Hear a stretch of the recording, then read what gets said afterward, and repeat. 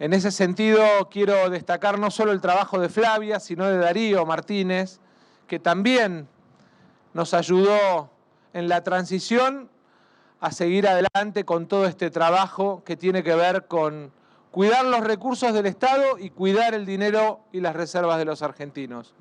Hoy estamos dando el primer paso operativo hacia un cambio en la matriz económica argentina. ¿Qué significa el gasoducto? Autoabastecimiento.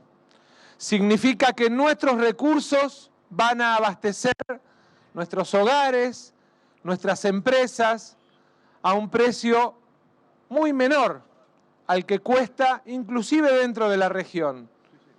Solo pensar que cuando terminemos Plan Gas 4 y Plan Gas 5 para llenar el gasoducto, vamos a enfrentar el invierno que viene ahorrándonos más de 2.920 millones de dólares de impuestos de los argentinos, de recursos de los argentinos, pero además de reservas de dólares de los argentinos. No solamente vamos a tener 40.000 puestos de trabajo entre directos e indirectos, sino que vamos a estar dando el primer paso hacia un cambio en la matriz económica de la Argentina. Hoy el agro es nuestro principal exportador. Proyectado el gasoducto, no solamente Tratayén-Saliqueló, Saliqueló-San Jerónimo y el reversal del gasoducto del norte de TGN, aspiramos a que eso se transforme en Argentina exportadora de energía. Y eso va a cambiar definitivamente la matriz económica de la Argentina y va a superar esos eternos ciclos de restricción y de falta de dólares que nos generan casi como una condena sistemática cada 5 o cada 10 años, faltante de dólares para seguir creciendo. Aspiramos a que esos dólares que hoy usamos en importar energía para poder sostener nuestro crecimiento, los empecemos a usar para bienes intermedios para sostener la producción y el trabajo, y que, en definitiva, sea la energía argentina, no solo de Vaca Muerta, sino también de las otras cuencas, la austral, la del norte, la que en definitiva nos permitan autoabastecernos y vender energía al mundo. Cambiar definitivamente la matriz económica de monodependencia exportadora para tener un Producto Bruto Interno que tenga en los ejes exportadores de la energía, los minerales, la economía del conocimiento y los agronegocios, los 4 pilares del crecimiento de los próximos 10 años en la Argentina. En eso, Agustín, quiero felicitarte, porque no es solamente llevar adelante la gestión de una compañía, es ponerle pasión. A veces le escribo a Agustín a la 1 de la mañana y me contesta, y le vuelvo a escribir a las 7 de la mañana y me vuelve a contestar, porque en definitiva el valor de la energía no es solamente el valor de transformar nuestros recursos en riqueza, que es muy importante, sino el valor de potenciar el trabajo y los recursos argentinos frente a un mundo en el que la guerra va a cambiar definitivamente las regiones y en el que la Argentina, si se lo propone y se da una política de Estado, seguramente va a tener un gran papel. Que nunca más nos queden paradas este tipo de obras, que nunca más volvamos para atrás, porque en definitiva el desafío es que la matriz de desarrollo energético se transforme en política de Estado en la Argentina. Felicitaciones a ENARSA, felicitaciones a la Secretaría de Energía y a seguir trabajando porque el 20 de junio tenemos que inaugurar el gasoducto para que en julio los argentinos no dependamos de nadie. Muchas gracias. Muy bien. Y ahora sí, ante todas las autoridades.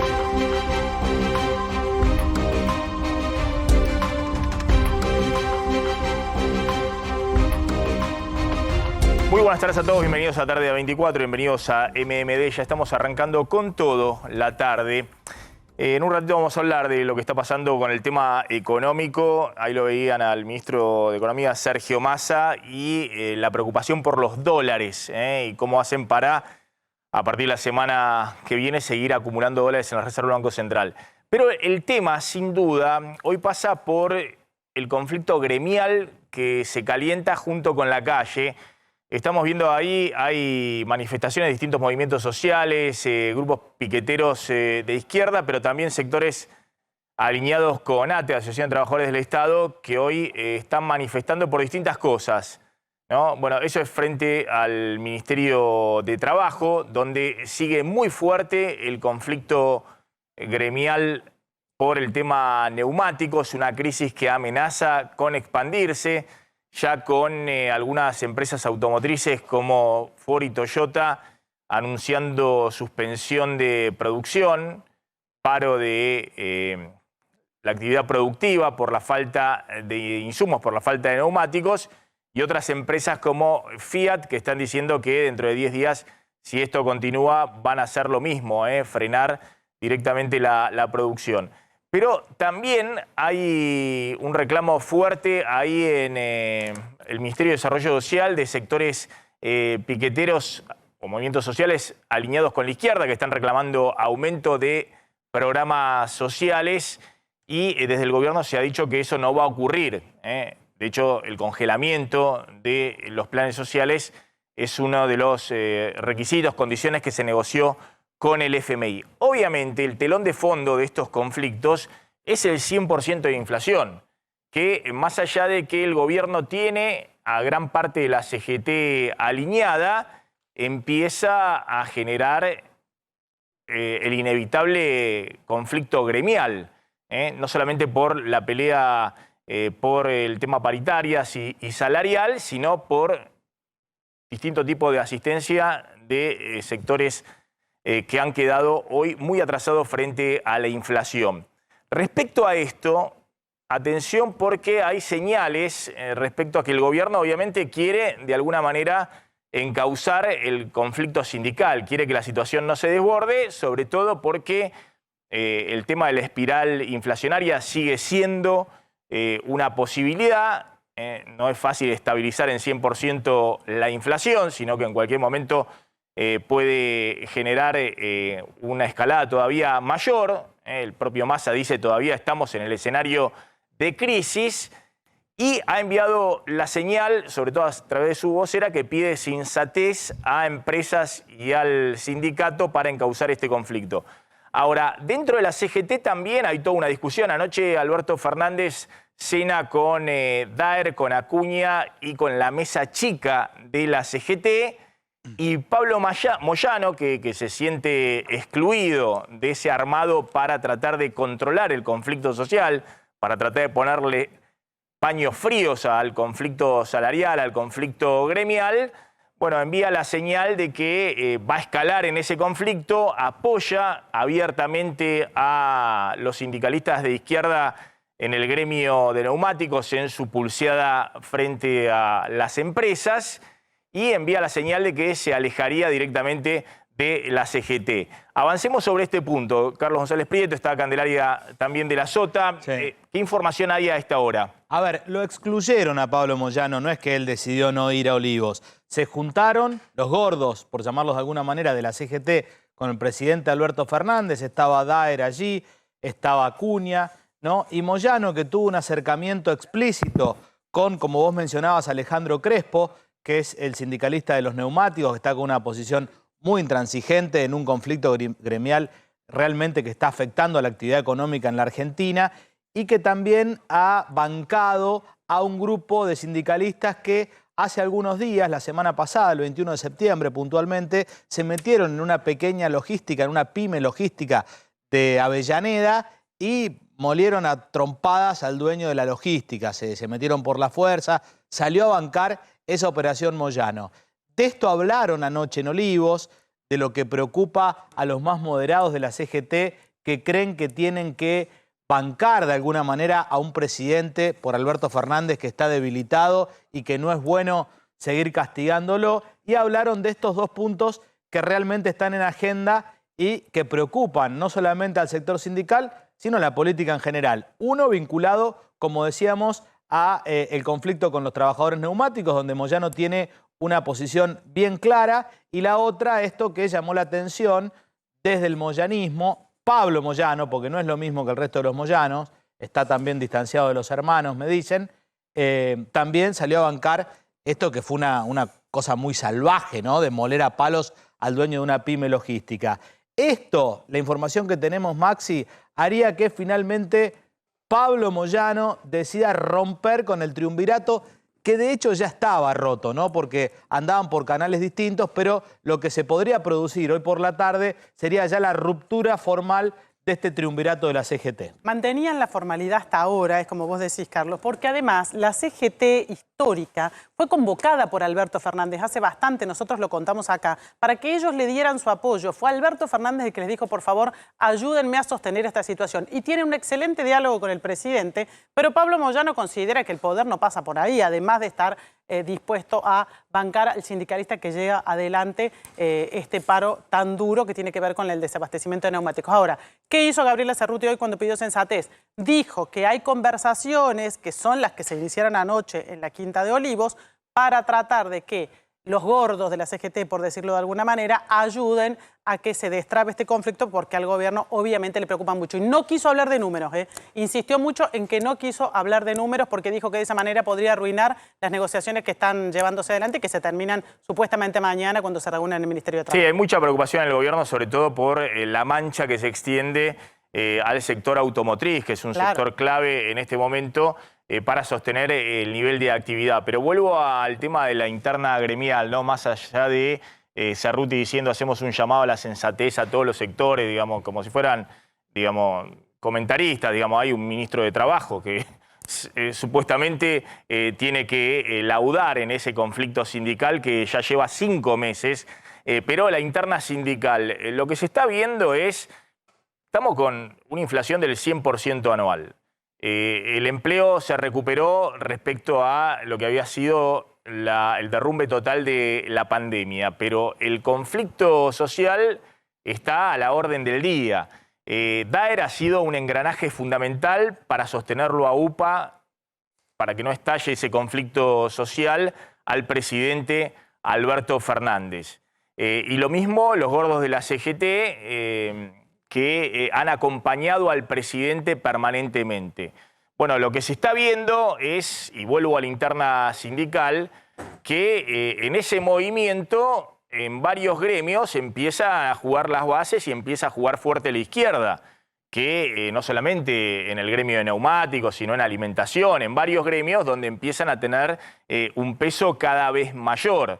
Y frente a eso, en esa interna que estábamos viendo recién, Pablo Moyano, en una foto hace unos días respaldando a Crespo, al secretario de Neumáticos, y mostrando lo que Moyano también necesita mostrar para mantener la firmeza en su sindicato y en los sindicatos que lo referencian, que con este contexto de 100% inflación, y bueno, esto desde la CGT y desde el presidente Alberto Fernández, tratar de poner paños fríos al conflicto social, es más que nada una cuestión política. Imagínense si este gobierno no fuera el gobierno del Frente de Todos o el peronismo. Estaría estallada la calle, habría paro general todas las semanas, habría una situación de convulsión verdaderamente social. Bueno, lo que empieza a verse es que la CGT sigue acompañando al presidente, pero Pablo Moyano, que ha hecho algunos guiños a veces también a los sectores de izquierda y a los movimientos sociales de izquierda, dice, bueno, yo me bajo del camión y voy a estar, en todo caso, más jugando en la calle. También lo ha mostrado con algunas declaraciones, marcándole la cancha en algunos casos hasta el propio ministro de Economía, Sergio Massa. Sí, ¿Vos no lo ves a Moyano ahí? No, para mí es más complejo porque Moyano está también muy alineado con Cristina. Vos fíjate que quiso salir con una marcha a favor del gobierno, que se lo bajaron los gordos, para apoyar a Cristina en lo que consideran es una persecución política. Eso es apoyar al gobierno en medio de una inflación de arriba del 100%, salir con una marcha, apoyar al gobierno, porque en definitiva más allá del presidente Alberto Fernández, es la jefa del espacio político, Cristina Fernández de Kirchner, es bastante complejo. La sensación que uno tiene, al menos yo por lo menos, es que aquí lo que vemos es una CGT alineada con Alberto y a un Moyano alineado explícitamente con Cristina. No es un dato menor ese. A Moyano le bajaron una movilización de apoyo a Cristina hace algunos días también. No, está bien, pero Cristina apoya el ajuste, apoya el rumbo de la política económica. Es evidente, eso le da vía libre a Sergio Massa. Lo que no hace es militar el ajuste y militar la política económica. Lo apoya con su silencio. Lo que se empieza a ver es que Moyano va a estar más ruidoso de lo que ha estado hasta ahora. Está Marcelo Padovani en el Ministerio de Economía, frente al Ministerio de Economía, porque al mismo tiempo, ahora volvemos con el tema neumáticos, que obviamente es la tapa de todos los diarios y todos los portales, porque, insisto, la preocupación del gobierno es que se está extendiendo a otros sectores. Ahora van a ver, ha salido el secretario de Producción, José Ignacio de Mendiguren, también a llamar a una resolución rápida respecto a esto. Pero también hoy hay medida de fuerza de ATE, porque ese es el otro capítulo. Hoy el ajuste fiscal básicamente va sobre el sector estatal. Y esto ha generado una medida de fuerza de ATE que ha tenido distintas repercusiones. Se han cancelado vuelos porque no están operando varios aeropuertos. Y tengo entendido también que hay un problema en las escuelas en la provincia de Buenos Aires. En la ciudad. ¿Y en la ciudad también? ¿Por ATE decís vos? ¿Y en la ciudad también? No, por ATE. Por ATE, claro. En la provincia de Buenos Aires, hoy en muchas escuelas no había clase directamente. Claro. Me dijeron, mirá, hoy no hay clase. Obviamente ayer, y estoy hablando de un municipio que funciona muy bien, como es el caso de San Fernando, tampoco en una escuela no había clase. Anteayer tampoco, habían entrado a robar. Eso de todos los días ocurre. Pero hoy había una cuestión generalizada que no tenía que ver con el paro docente, sino que tenía que ver con esto que estaba ocurriendo con ATE. Está ahí Marcelo Padovani. Marcelo. ¿Cómo te va, Maxi? Buenas tardes al equipo de la audiencia de A24 a esta hora. Estamos con Hugo Cachorro Godoy. Escuchó todo lo que vos planteabas, Maxi. Está terminando un acto aquí frente al Ministerio de Economía. Después de Mendiguren se va a reunir con lo del neumático, tal como contabas, con el tema de los representantes de los sectores para intentar acercar posiciones. Pero aquí estoy con Cachorro Godoy, le vamos a preguntar, bueno, ¿cómo evalúa Godoy este acto? ¿Cuál es el reclamo principal que están haciendo ahora frente al Ministerio de Economía? Movilizaciones como esta frente al Ministerio de Economía de la Nación hay en todas las capitales provinciales y el paro tiene una fuerte repercusión, inclusive en la ciudad de Buenos Aires, donde en el sector salud, en el sector educación, se está expresando con fuerte contundencia. La necesidad es expresar que más del 60% de los trabajadores municipales tienen salarios por debajo de la línea de la pobreza y muchos de ellos por debajo de la línea de la indigencia. Los trabajadores provinciales en la mitad de las provincias y en la casi totalidad de los municipios no tienen derecho a 40 años de democracia de que se les reconozca el salario mínimo vital y móvil y el derecho a convenciones colectivas de trabajo. Y acá, en el Estado Nacional, el ministro Massa tiene pisados expedientes para garantizar el pase a planta permanente que habíamos acordado con el gobierno de Alberto Fernández y que se está impidiendo que suceda. Acordamos un aumento de salario en mayo del 60% y la inflación este año lo reconoce el propio Massa en el envío de la declaración del proyecto de presupuesto para el 2023 es como mínimo del 95%. Entonces, va de suyo que no solamente hay que reunirse, sino que, como lo vamos a hacer el viernes próximo, sino que hay que sentarse a dialogar para resolver los problemas.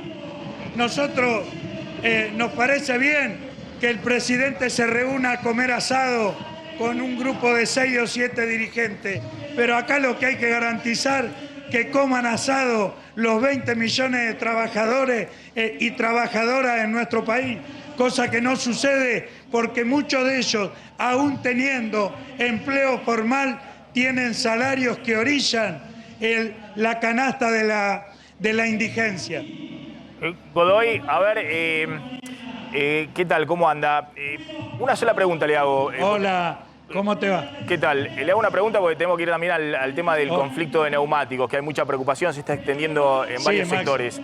Pero, a ver, usted decía el paso a planta de personal y demás, pero usted sabe que pasaron cosas en este gobierno. Pasaron cosas entre Guzmán, Batakis, ahora Massa, ministro de Economía. Es un gobierno que se enteró hoy, 3 meses después o 2 meses después, que Guzmán no lo llevaba a donde el presidente decía que lo llevaba, digamos. El presidente decía que esta inflación en este año va a ser del 33%, que la economía volaba y que iba a haber dólares y que iba a haber una situación donde la inflación fuera bajando. Y bueno, es un gobierno que se encontró con una crisis flagrante.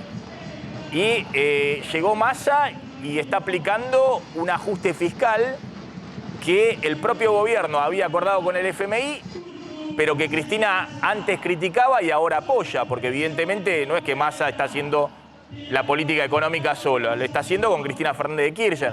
Entonces, un poco, esto plantea un distanciamiento respecto al gobierno de sectores que hasta ahora, como ustedes, venían bastante cercanos al gobierno.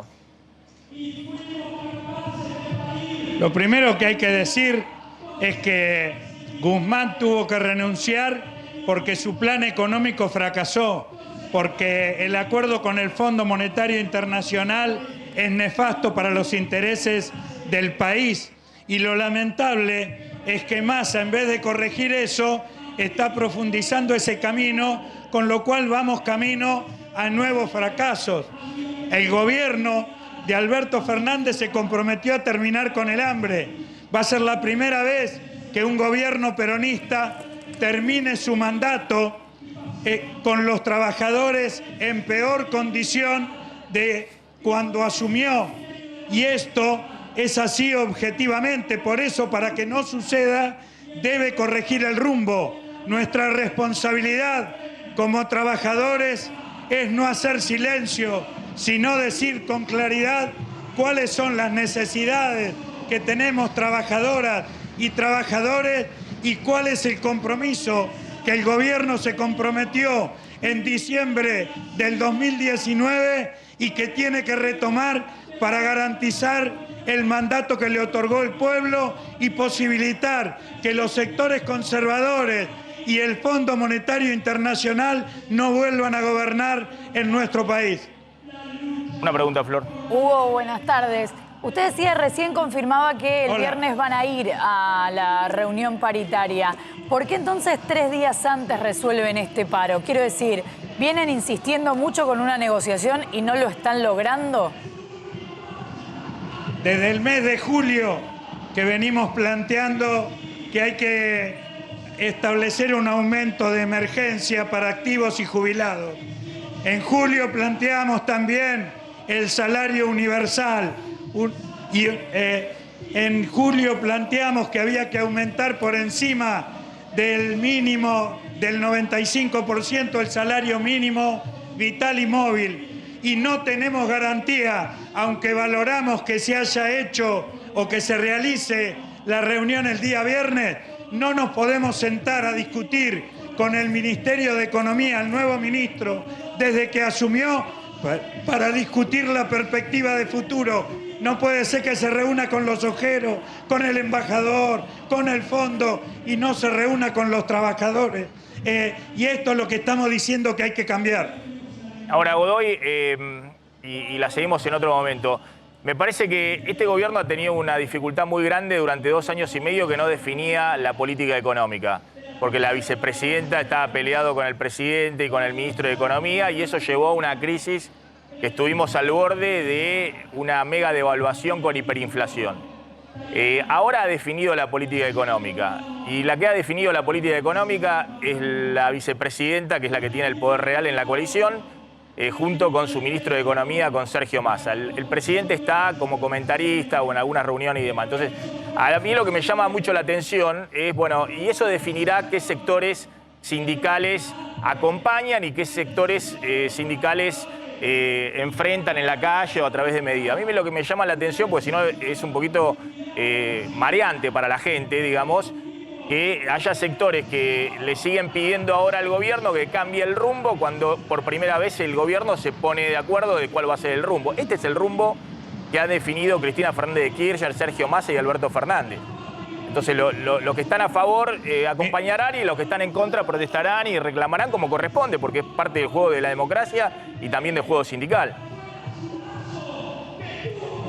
Con todo respeto, Maxi, yo creo que Guzmán tuvo un plan económico y por eso nos llevó a un acuerdo con el fondo. Ese plan económico fracasó y va a volver a fracasar el plan de Massa porque avanza en la misma dirección y peor aún. Entonces, este planteo que nosotros venimos haciendo es cada vez más necesario que nunca. Y esto requiere cambio. El gobierno con esta política económica hace implosionar su propia base de sustentación electoral y le genera el campo orégano para que vuelva el macrismo y todos esos sectores conservadores y reaccionarios al gobierno. Es necesario cambiar el rumbo de la política económica. Le queda un año de gobierno y puede hacerlo. Para eso tiene que escuchar a lo que expresan los trabajadores y las trabajadoras y no estigmatizar. Y por último, lo que quiero expresar es mi plena solidaridad con los trabajadores y trabajadoras del neumático, porque no puede ser que haya empresas multinacionales que tienen ganancias extraordinarias y se nieguen a discutir con los trabajadores salarios dignos. Godoy, gracias, muy amable, como siempre. Ahí está Marcelo Padovani. Gracias a ustedes. Hacemos un repaso de lo que está pasando. Esto está frente al Ministerio de Economía. Después hay un reclamo de movimientos sociales de izquierda frente al Ministerio de Desarrollo Social, ahí en la 9 de julio. Ahora van a contar un poquito entre Flor y Candelaria qué es lo que están reclamando. Y la respuesta del gobierno ha sido no, digamos, no va a haber ampliación de planes sociales o altas en planes sociales. Y por otro lado está el conflicto gremial de neumáticos, que amenaza con extenderse porque ya han anunciado empresas que no tienen que ver con el sector, como son las empresas automotrices, que con la dotación de neumáticos que tienen que suspender la producción. Empezó Ford, después Toyota, que es una empresa, además Toyota, que ha negociado convenios sectoriales con Esmata, que han sido elogiados por el gobierno y demás porque han permitido, digamos, no solamente estar discutiendo salarios, sino también productividad y otras cuestiones para poder competir en el mundo, exportar. Es una empresa que acá fabrica, por ejemplo, la Hilux, que se exporta para todo el mundo.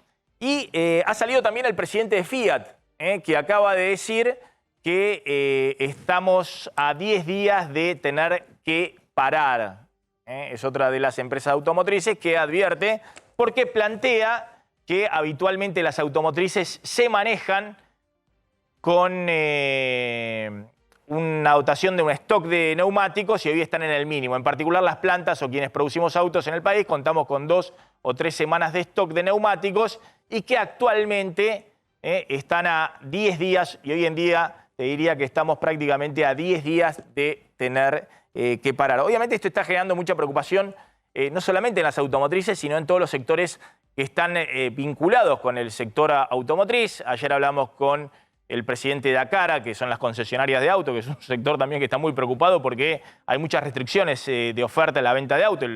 Se ha recuperado el sector, pero está vendiendo la mitad de lo que vendía en el 2013 o en el 2017 el sector de auto, y eso se vende a través de las concesionarias de auto. Y también pasa con la Federación de Distribuidoras de Neumáticos y Gomerías. Está Horacio García, que es presidente de la Federación Argentina del Neumático. ¿Qué tal, señor? ¿Cómo anda?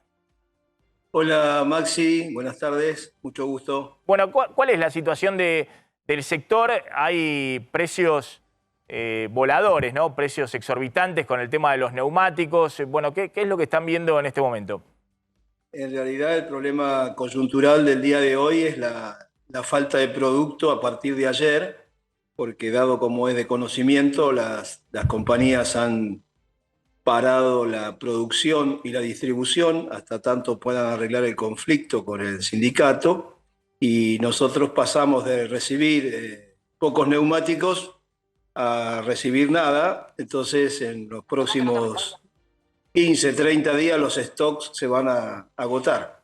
Ya venían exhaustos porque en realidad las compañías fabricantes venían trabajando a un 40% en los últimos meses debido a paros alternados y bloqueos, y bueno, ahora se acentuó con esta situación que se nos presenta hoy día.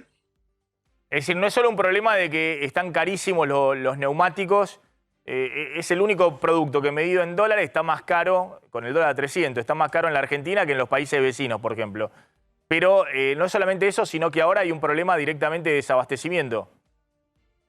Exactamente, hay un problema de desabastecimiento que viene ocurriendo desde hace un tiempo. Hay medidas de alta rotación que ya estaban faltando y bueno, ahora eso va a empeorar.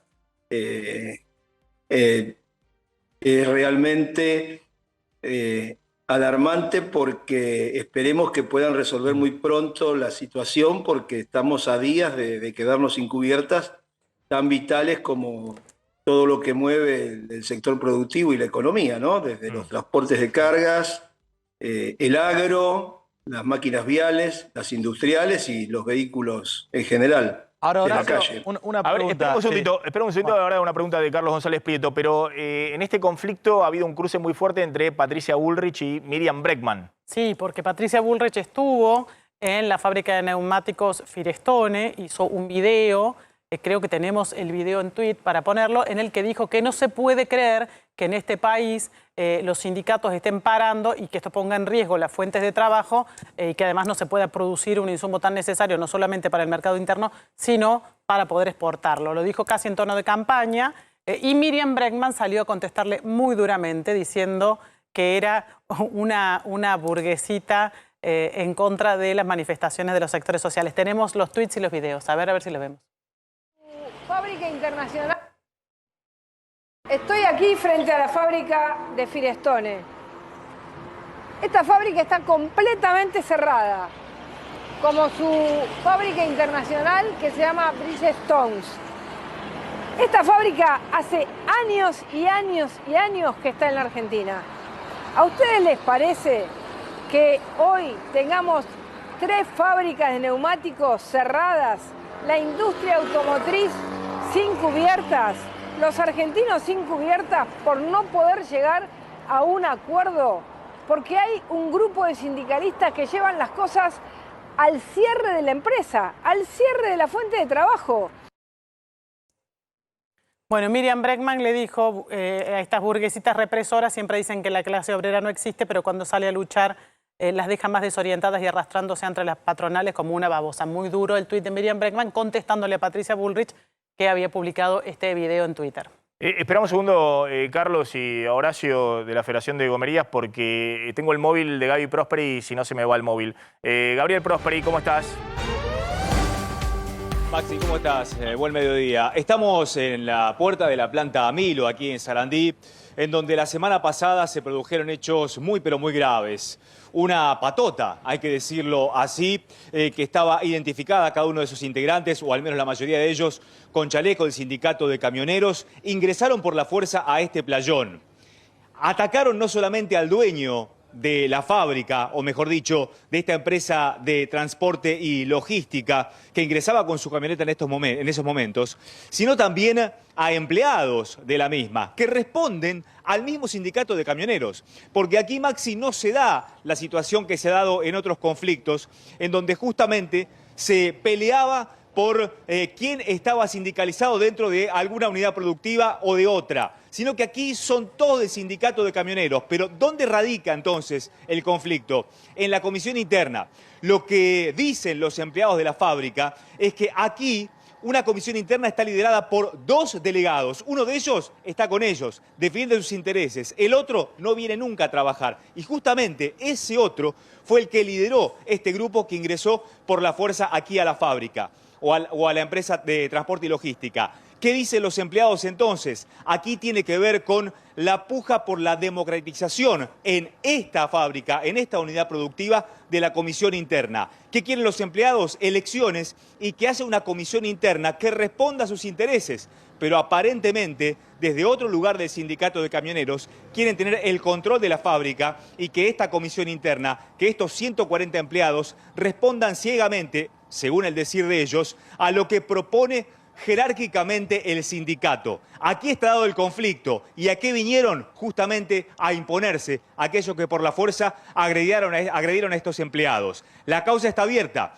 La conduce, la investiga la fiscal Solange Cáceres. Por lo pronto no hay detenidos, pero sí varios imputados. ¿Qué pasará en las elecciones que vienen la semana que viene aquí en esta unidad productiva, en esta empresa transportista de logística? Bueno, lo veremos. Esperemos justamente que no vuelvan estos capítulos de conflicto flagrante, con agresiones, con tipos que vienen a apalear y a golpear justamente a sus propios compañeros, porque estamos hablando de empleados sindicalizados dentro del mismo sindicato de camioneros. Esto lo aclaro, porque aquí no hay conflicto de intereses entre un sindicato y otro, sino que están dentro del mismo sindicato, pero con diferentes intereses que responden a diferentes comisiones internas, o por lo menos es lo que quieren los empleados aquí, tener una comisión interna que responda a sus intereses, a los propios, no a lo que quieren otros.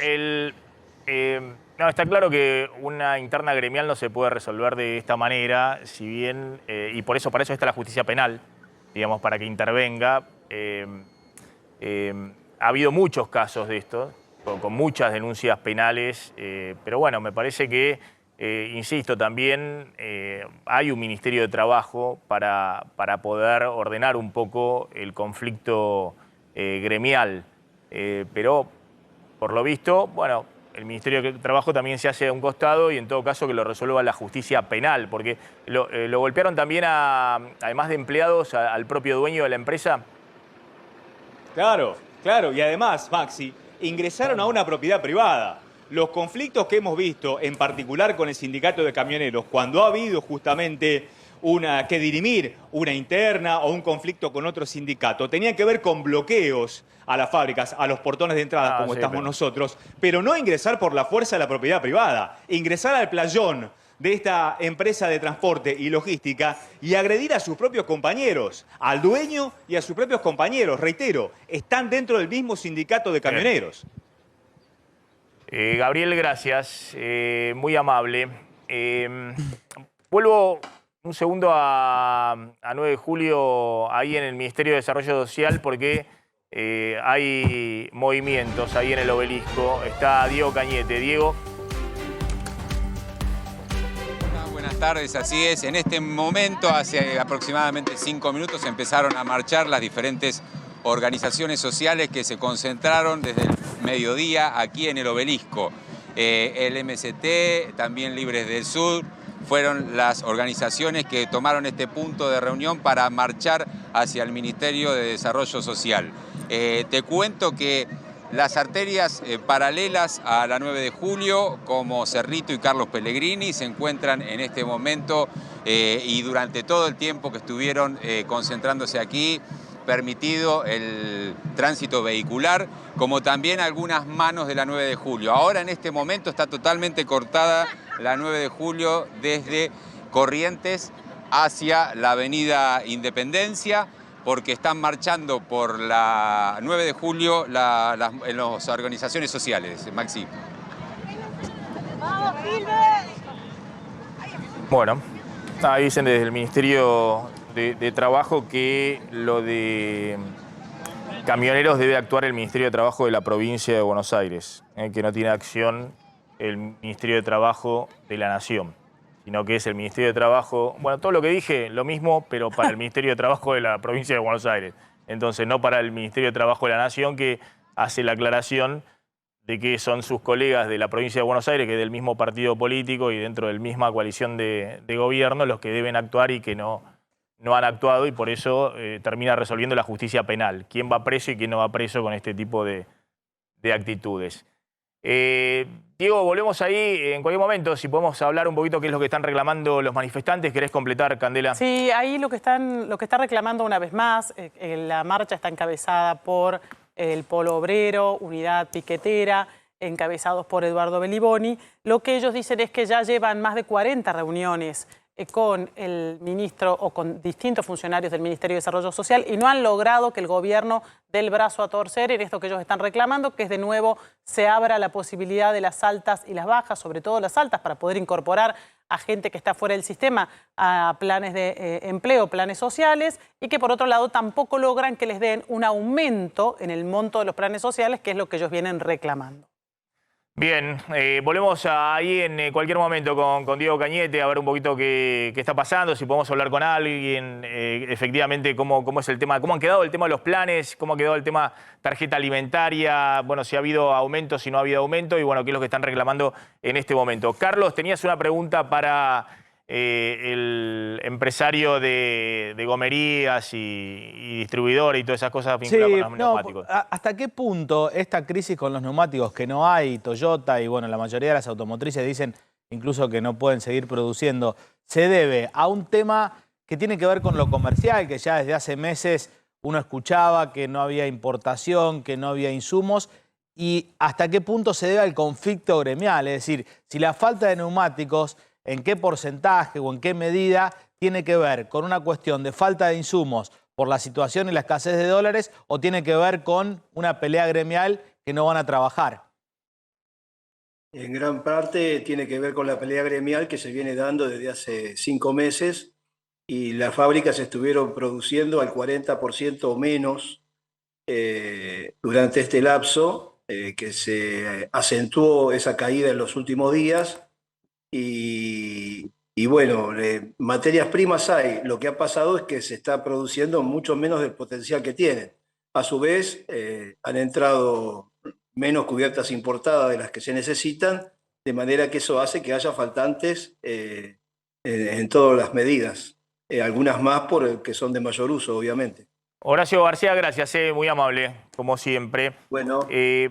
Aclara, Florencia, lo que hablábamos del tema del paro de ATE nacional, pero paro de médicos también en la ciudad de Buenos Aires. Claro, porque el caso de ATE lo contábamos recién, están planteando el pase a planta permanente de los trabajadores precarizados y un aumento salarial, pero están los médicos residentes y los concurrentes porteños que lo que están diciendo es que desde hace 6 años que tienen un salario retrasado por la inflación y que este año ya van perdiendo un 17%. ¿Qué es lo que les ofrecieron para septiembre y octubre? 5% septiembre, 3% en octubre. Están lejos en esa negociación, entonces están planteando poder acercar un poco más las posiciones. Y hablábamos también de escuelas y a eso se suma que desde hoy y hasta el jueves en provincia de Santa Fe hay un paro docente también por reclamo salarial. Es decir, empiezan a juntarse en esta época en la que sabemos que se viene para fin de año una inflación, como vos decías, cercana al 100, mucha presión sobre los reclamos salariales, en algunos casos porque había cláusula gatillo para juntarse en esta época del año y en otros casos porque llegan a esta época sin haber negociado el último tramo del año. Acá me avisan que en la provincia de Buenos Aires, Flor, fundamentalmente el paro es del personal auxiliar, es decir, porteros, cocineros, heladores. Y eso impide abrir las escuelas directamente. Exacto. Eso impide directamente abrir las escuelas. Pues si no están higienizadas, si no están en condiciones y demás, no se pueden abrir las escuelas. Ese es el motivo.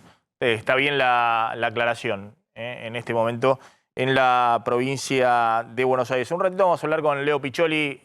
Gracias, Leo, por venir como siempre.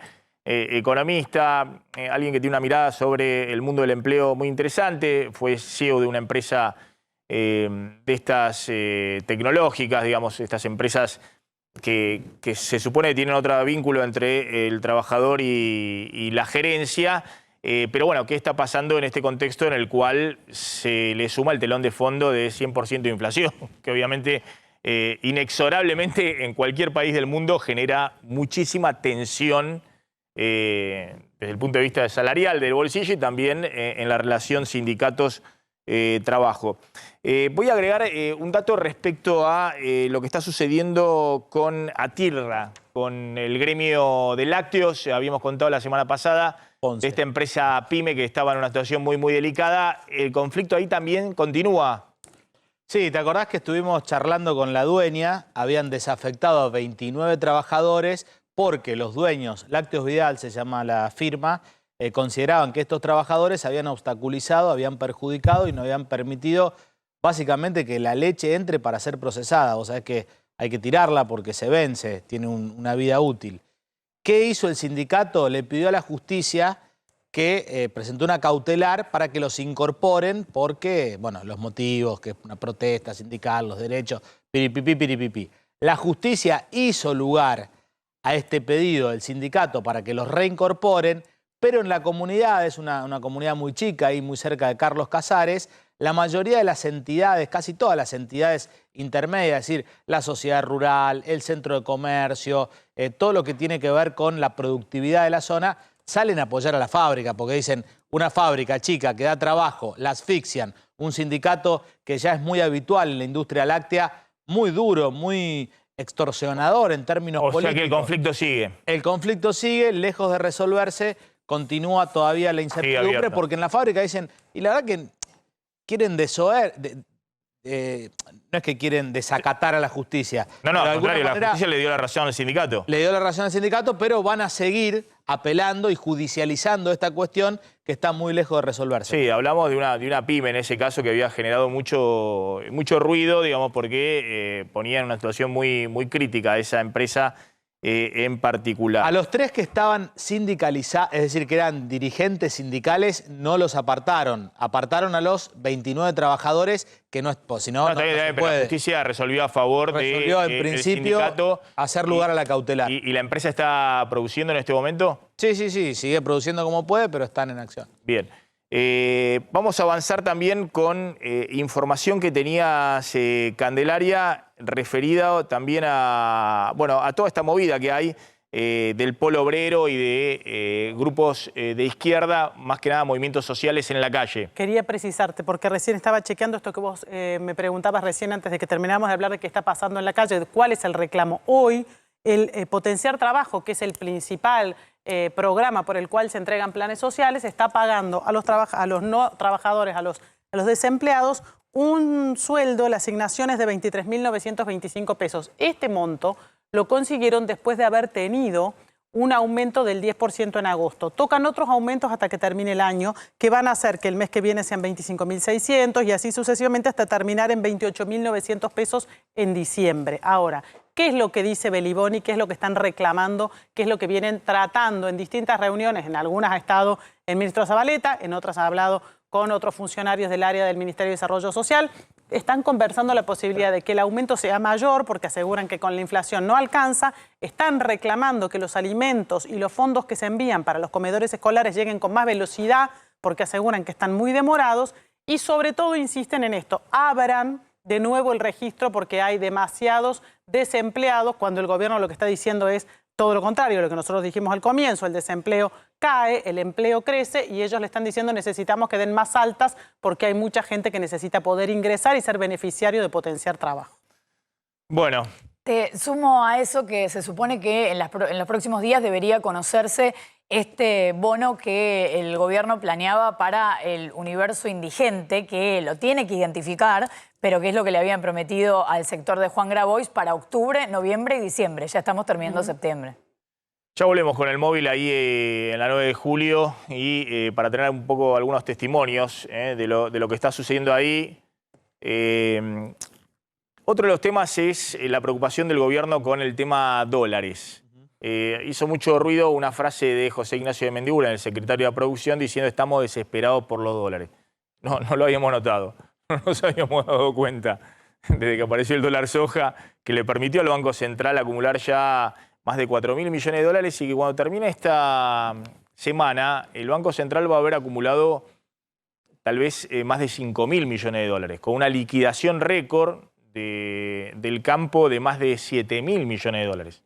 Pero acumula 5.000 porque el resto lo usó para pagar importaciones durante este mes. Estamos hablando de más de 12 millones de toneladas. Efectivamente ha sido un éxito como instrumento, pero bueno, el tema es cómo sigue para adelante y de dónde vas a conseguir dólares si el stock que había acumulado en el campo, bueno, ya está. O sea, ahora está en las reservas del Banco Central.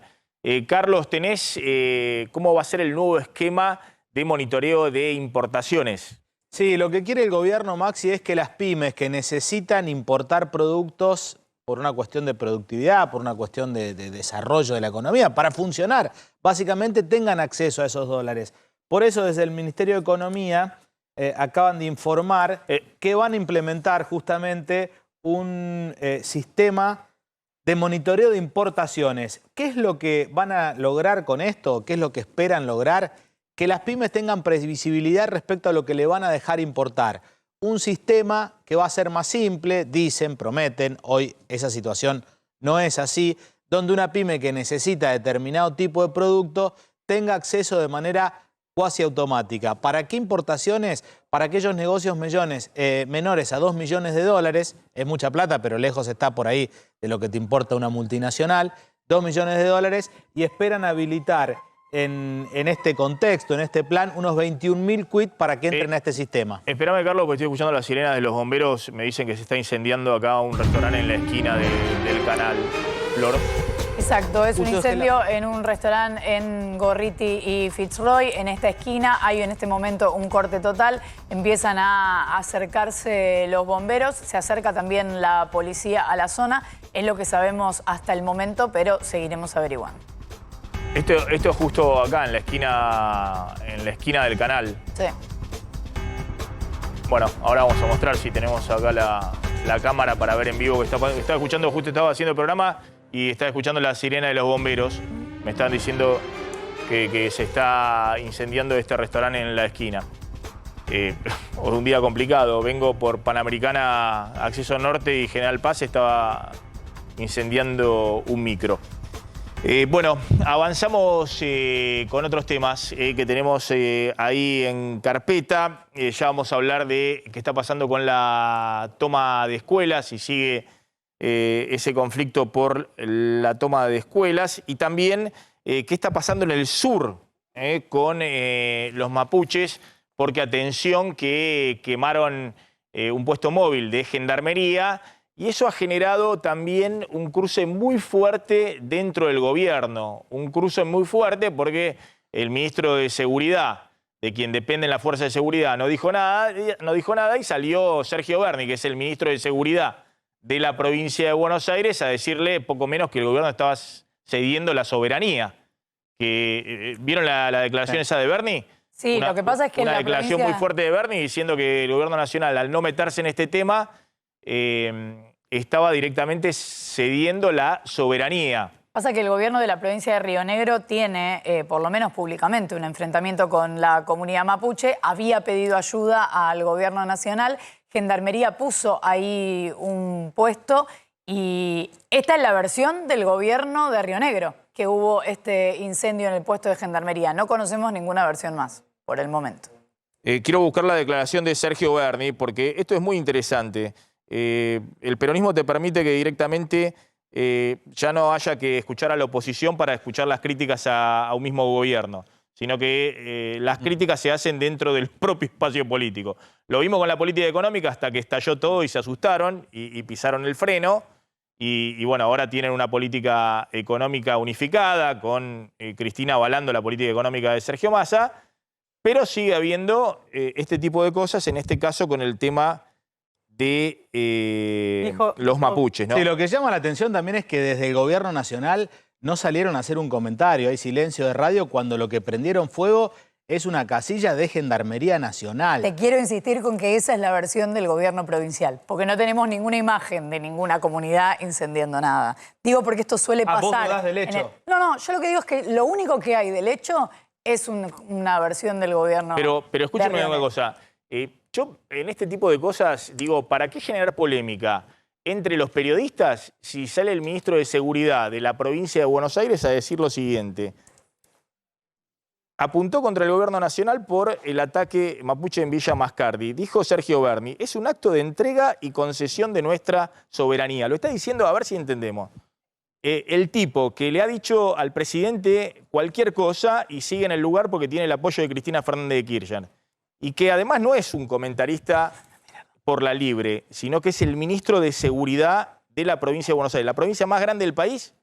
Es decir, tiene obviamente una fuerza de seguridad que es más importante de la que maneja Aníbal Fernández, que es el ministro de Seguridad de la Nación. Y ha dicho que el gobierno nacional tiene una entrega de y concesión de nuestra soberanía. Quiero ver la declaración. Comparte Sergio Berni una mirada con el gobierno de Río Negro sobre la comunidad mapuche. Entonces es un discurso que se repite en los dos ámbitos. Claro, bueno, pero por eso me parece interesante esta discusión política en el seno del propio gobierno. Gobierno de Río Negro que además bueno, ha tenido también chisporroteos con el ministro de Seguridad, pero que se alinea, se referencia con el gobierno nacional. En este tema a veces sí, a veces no. No, en la política en general. Claro. Digamos. Pero Aníbal Fernández, recordemos, no habla así una nota intensa desde el ataque a Cristina Fernández. Dio alguna declaración en la calle cuando la agarraron antes de entrar No ha vuelto, pero... Perdón, hagamos una cosa. Pongamos el tuit de Sergio Berni, porque estoy buscando una nota en Infobae, lo de Sergio Berni. Digamos, pasemos el tuit de Sergio Berni, que está en la nota esta que envié, que a mí me llamó mucho la atención. Era un tema que no lo tenía en la agenda, pero bueno, vi al ministro de Seguridad y dije, ¿qué pasó acá? Volvimos nuevamente al tiroteo. El ministro de Seguridad le está diciendo al ministro de Seguridad de la Nación que está entregando la soberanía. Es algo fuerte, digamos. A Sergio Berni nadie le puede decir gorila, nadie le puede decir macrista. Es el hombre que estuvo desde Santa Cruz con Cristina Fernández de Kirchner. Y que de hecho... porque si no es esquizofrénico esto, ¿no? Donde permanentemente hay una discusión entre el oficialismo, la oposición, los medios, y se meten en la interna del oficialismo temas que son muy relevantes a nivel nacional. Creo que aparte en un momento nosotros no alcanzamos a comprender. Sabemos que Sergio Berni se referencia en la vicepresidenta. En algún momento dijo que estaba fuera de ese espacio político, pero continúa como ministro del gobernador Axel Kicillof. Y tiene un enfrentamiento histórico con Aníbal Fernández. De hecho, cuando en algún momento tuvieron que hacer alguna tarea en común, fue muy difícil que se pusieran de acuerdo. Es decir, tienen encontronazos públicos y privados de manera permanente. Lo que pasa es que en este tema tan delicado para el gobierno... Califico como un acto de entrega y concesión de nuestra soberanía nacional lo que está ocurriendo en nuestra Patagonia. No solamente este acto, lo que está ocurriendo en nuestra Patagonia. La patria no se negocia con nadie. Es decir, Berni no es liberal.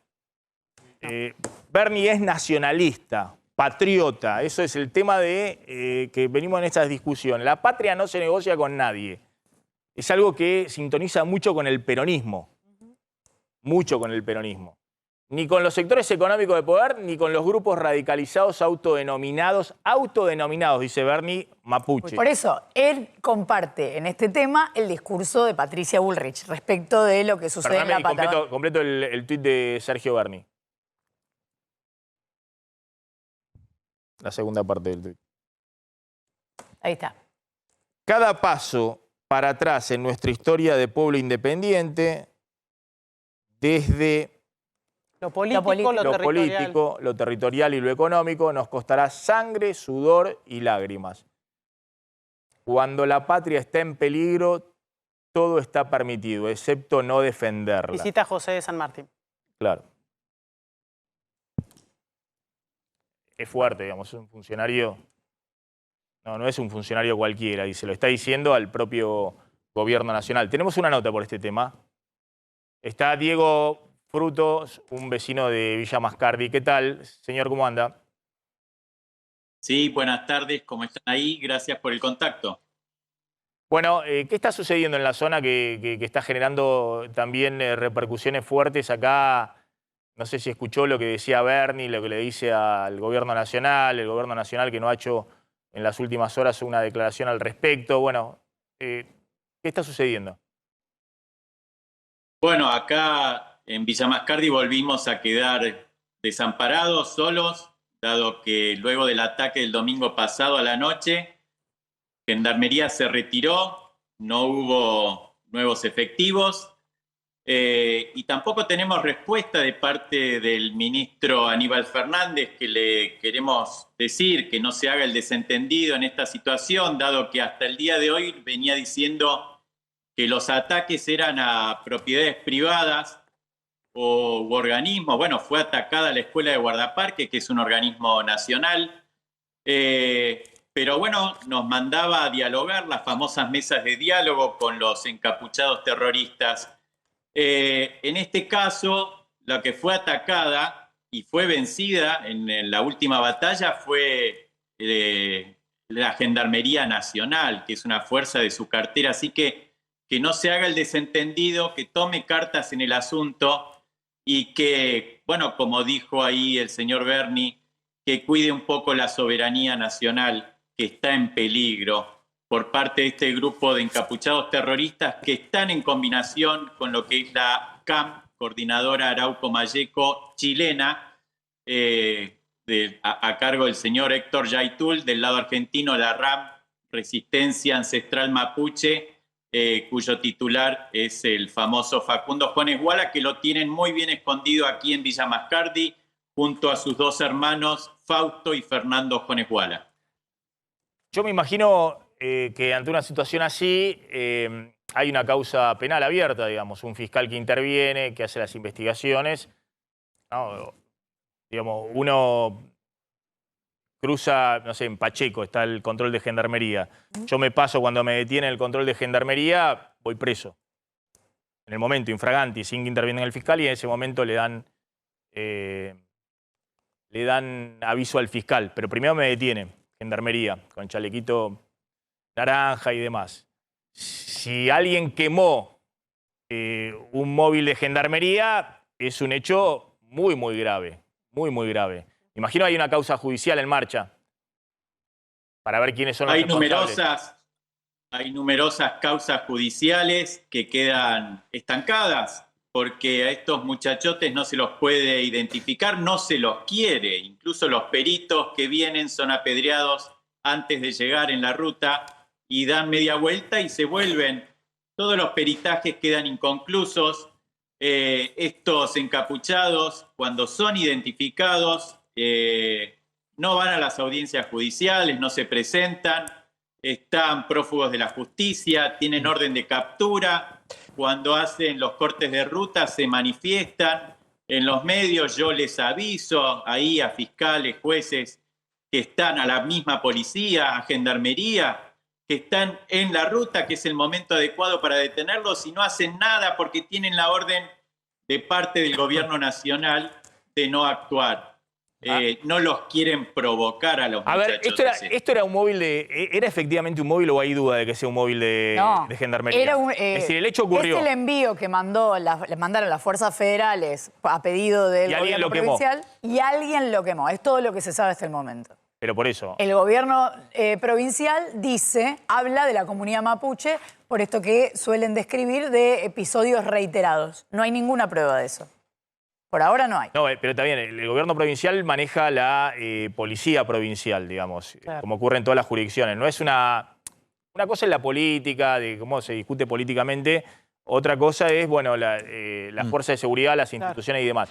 Pero hasta ahora, es decir, el gobierno provincial y Berni creen que son los mapuches los que quemaron este móvil. No, Berni, no sé, porque lo que pasa con la Berni gobernación... está diciendo el gobierno nacional que está entregando... Porque le da bola a lo que te estoy contando que dice la gobernación provincial, porque la gobernación provincial sí tiene una mirada respecto a esto. No es si está a favor o en contra de los mapuches. La gobernación provincial considera que hay un grupo que es violento y tiene este debate permanentemente con el gobierno nacional respecto de esto, hace mucho tiempo. Ahora agrego información también, pero si me permitís. No lo pongas a Berni alineado con la gobernadora, porque se va a sentir... Es decir, Berni tiene en esto la misma, tiene una mirada, que Patricia Bullrich.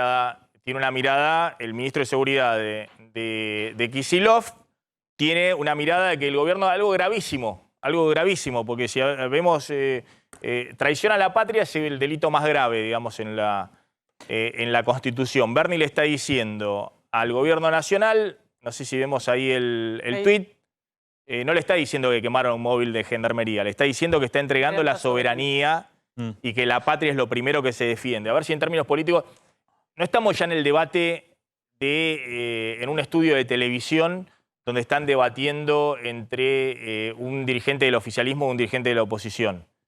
Estamos en una situación en la cual el ministro de Seguridad de la provincia de Buenos Aires, el que maneja la fuerza de seguridad más grande del país, que es la provincia de Buenos Aires, la policía de la provincia de Buenos Aires, le está diciendo al gobierno nacional que no defiende la patria, que entrega directamente la soberanía. ¿A partir de qué? A partir de un hecho de que quemaron un móvil de gendarmería ahí en Villa Mascardi. Sí, cerca pero de... pone en juego la palabra soberanía porque creen que son mapuches. Si no, no pondría en juego la palabra soberanía y eso es profundamente ideológico. Porque está acusando a los mapuches. Pero esto en un contexto, más allá de este hecho puntual, de un camión de gendarmería prendido fuego.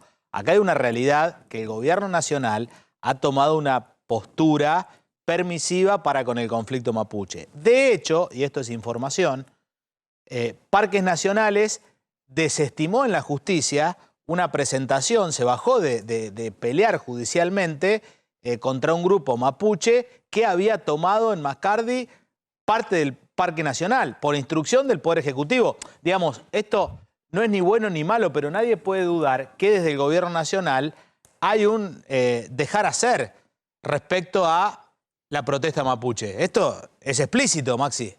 Mirá, la verdad que no me metí en el tema. Lo que sí estoy referenciando es que el ministro de Seguridad de la provincia de Buenos Aires le está diciendo al gobierno nacional que está entregando la patria y se lo está poniendo por escrito. No es que lo sacaron de contexto en una declaración en un programa de televisión. Y es el ministro de Seguridad de la provincia de Buenos Aires. Y uno dice, ¿qué tiene que ver la provincia de Buenos Aires con la seguridad? Es el ministro de Seguridad de la provincia de Buenos Aires. No sé, en Carmen de Patagones hay delegaciones de la provincia de la policía de la provincia de Buenos Aires, ahí cerquita de la provincia de Río Negro, ¿no? Ajá.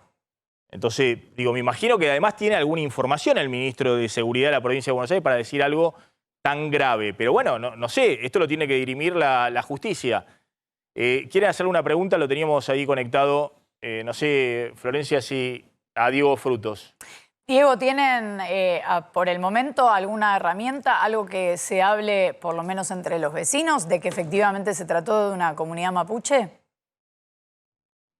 Bueno, no se trató de una comunidad mapuche. Ellos dicen ser mapuches, el grupo de encapuchados. Una verdadera comunidad tiene primero una variedad etaria, ¿no? El líder, la lideresa, la huerquen, el lonco, tienen entre 70 y 80 años, bisabuelos, abuelos, hijos, nietos, sobrinos, primos y demás. Siempre hay un lazo consanguíneo. Bueno, en este caso son todos muchachotes traídos de varios lugares, prófugos de la justicia, por ese motivo están encapuchados.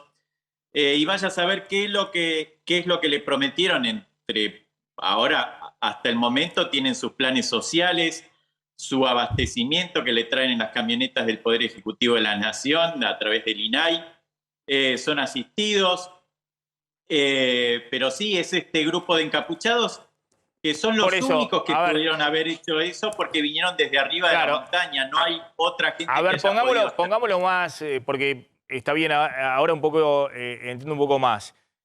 Vos decís, Flor, que si lo dice Bernie está ahí directamente acusando a grupos mapuche.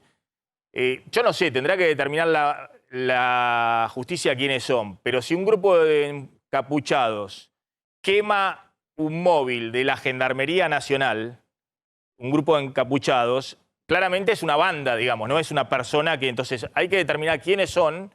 Y cuando estamos hablando de que el Estado tiene que tener el monopolio de la fuerza en todo el territorio nacional, y sobre todo estamos hablando de lugares también cercanos, de frontera, donde se juegan muchas cuestiones, más allá de la cuestión de la nacionalidad, el patrioterismo, entonces me parece que es algo grave. Por supuesto, lo que pasa no es el primer episodio.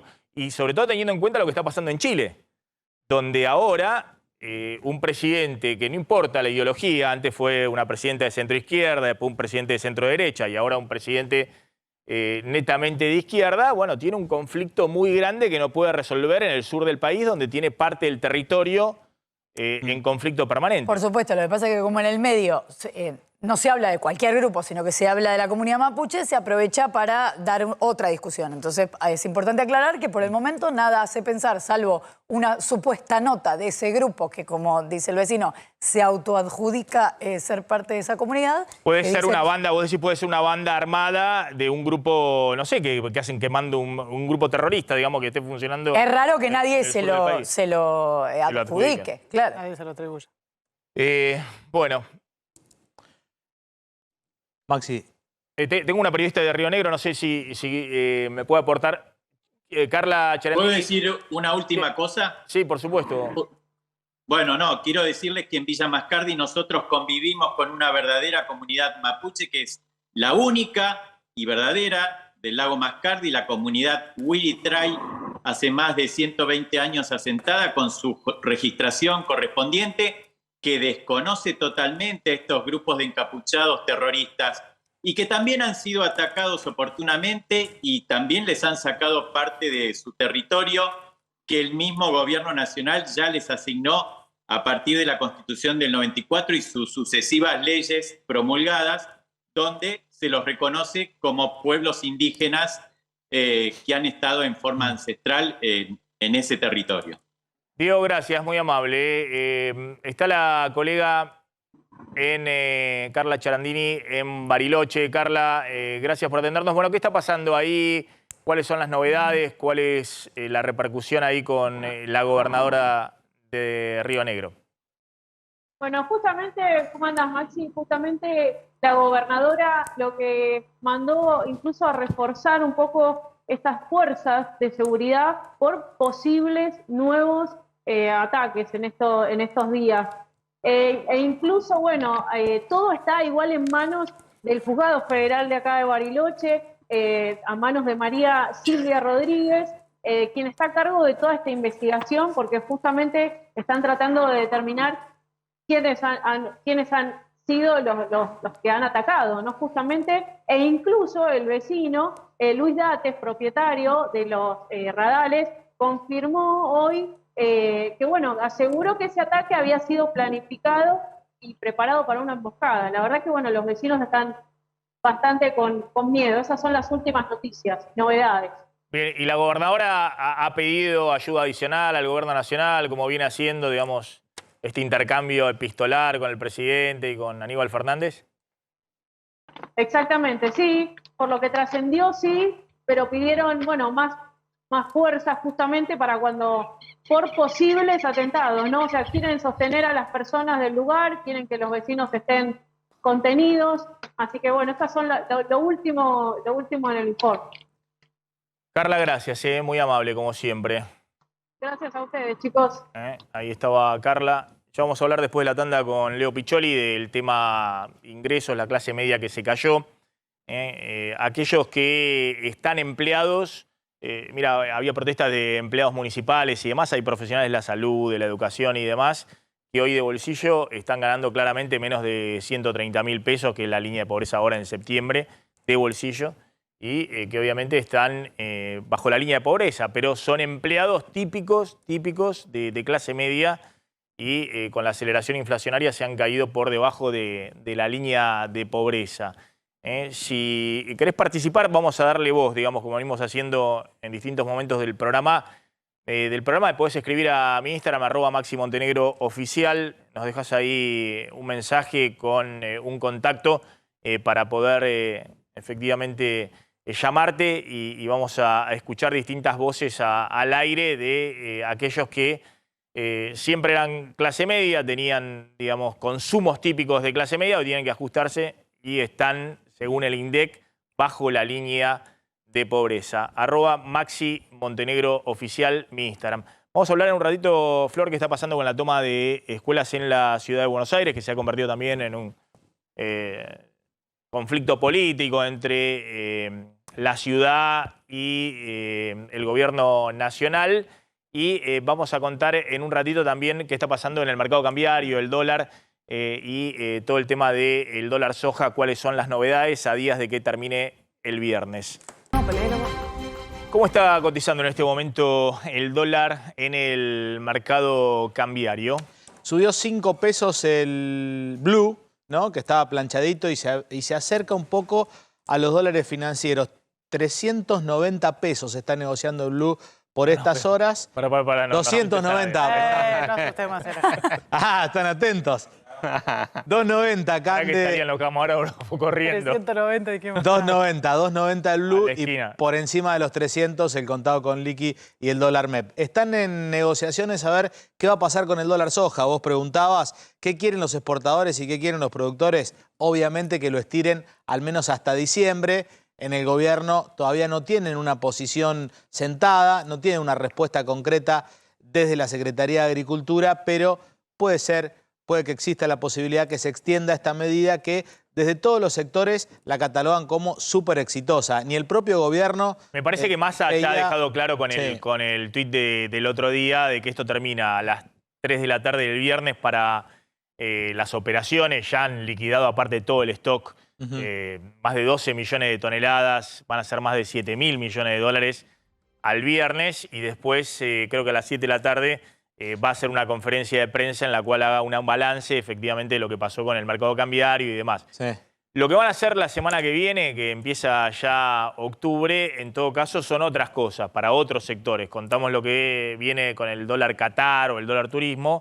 Y atención con el tema de disponibilidad de divisas para exportaciones de servicios, que es un sector muy dinámico. Hoy está exportando 7.000 millones de dólares, pero muchas de esas exportaciones que se hacen individualmente, pequeñas empresas, incluso cuentapropistas, no pasan por el mercado cambiario. No son dólares que ingresan al Banco Central, sino que se facturan informalmente en los dólares financieros libres. Entonces van a tratar de encontrar alguna fórmula para reconocerle ese dólar al exportador y que parte de esas divisas también puedan pasar por el mercado cambiario.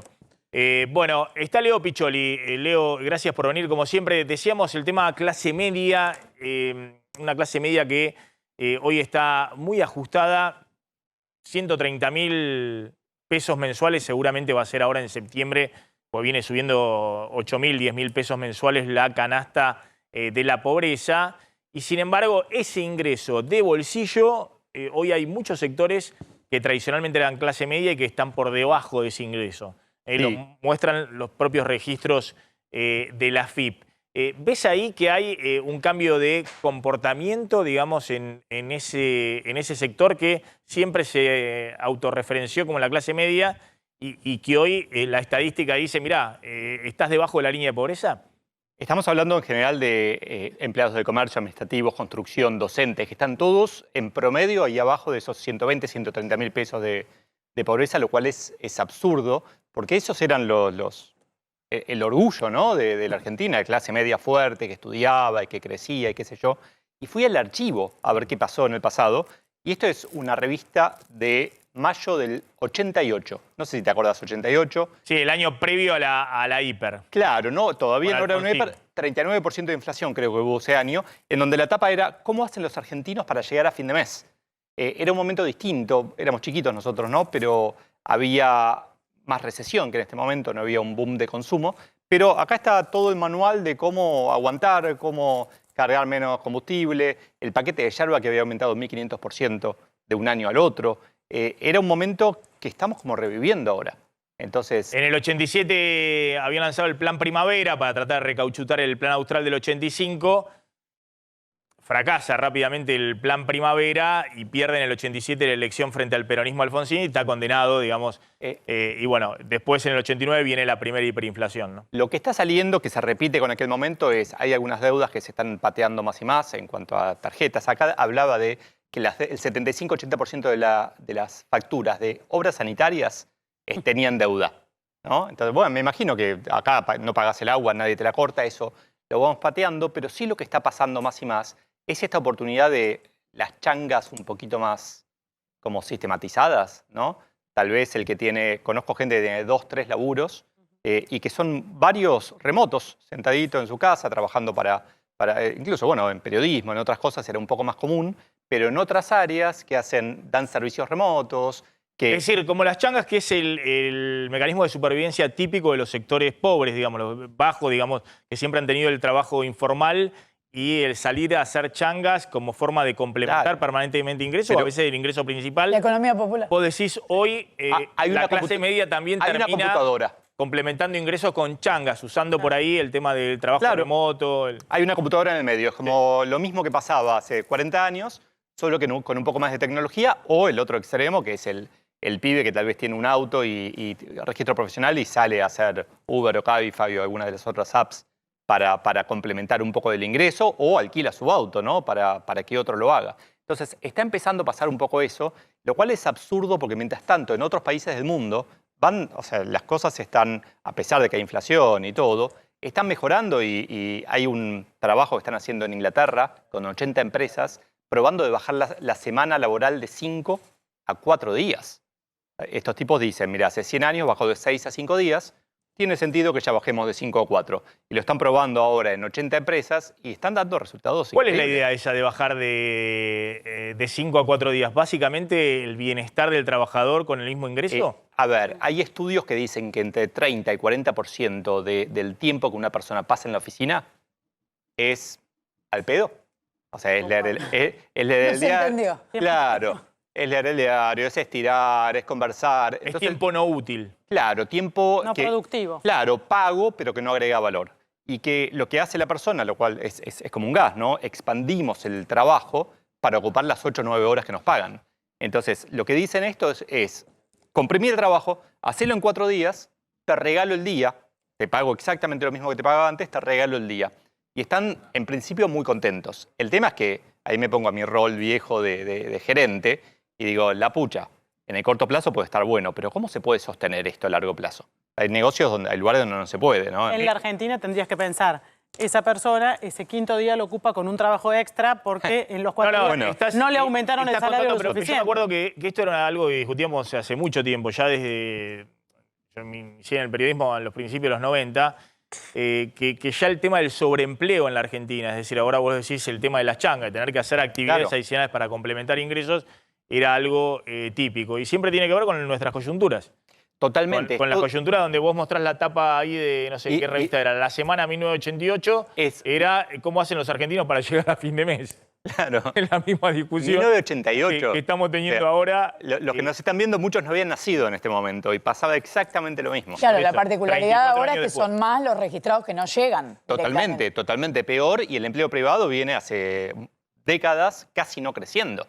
Entonces, cada vez peor estamos en ese sentido. Vos decís que más allá de la macro hay una discusión que hay en el mundo, que a veces en la CGT dicen, cuando vamos a las reuniones de la OIT, están discutiendo cosas que nos parecen chinos respecto a lo que discutimos en la Argentina, que están discutiendo todo el tiempo el tema de salarial, paritaria, cómo no quedar atrás de la inflación y demás. Pero bueno, el mundo va hacia, obviamente, un cambio tecnológico que ha generado que haya empleos mejor remunerados, pero también mucho tiempo ocioso. Y hay toda una discusión respecto a cómo se redistribuye la renta en el mundo, porque va a haber más desempleo por el cambio tecnológico. Claro, hay gente que sostiene que esto genera mucha concentración, ¿no? Que tiene el poder tecnológico, se hace millonario y los demás son más pobres. En términos relativos no tengo duda de que es así, pero en términos relativos entre ellos. Pero comparado con el pasado, toda la sociedad mejora. Es como la discusión de los peajistas. Todo vamos a estar mejor si no hay un peajista en la cabina. Ahora, si lo echamos a las patadas y no lo ayudamos a que se reinserte en ningún lado, ellos van a estar mucho peor. Entonces hay que hacer las cosas bien.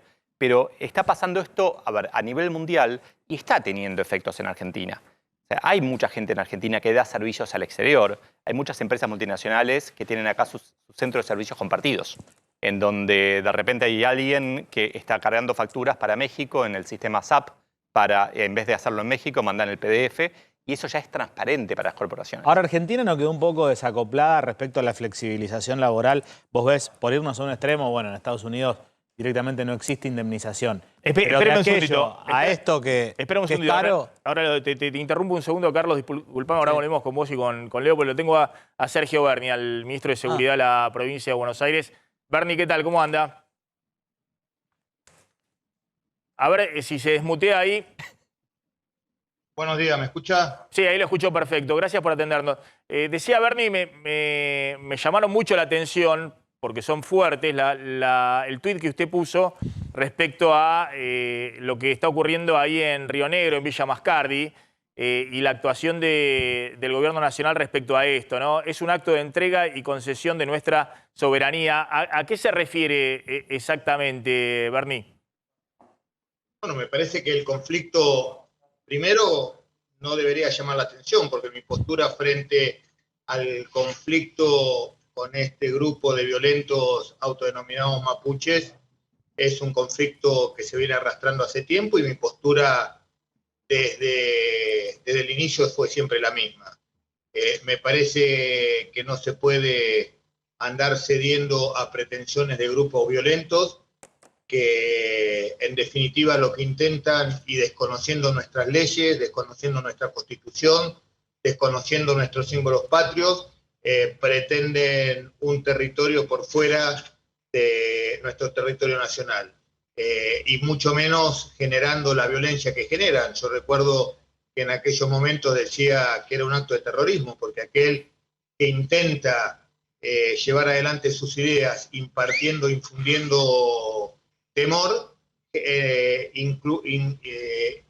incurre en un acto de terrorismo, no porque lo dice quien le habla, sino porque así lo dice la ley.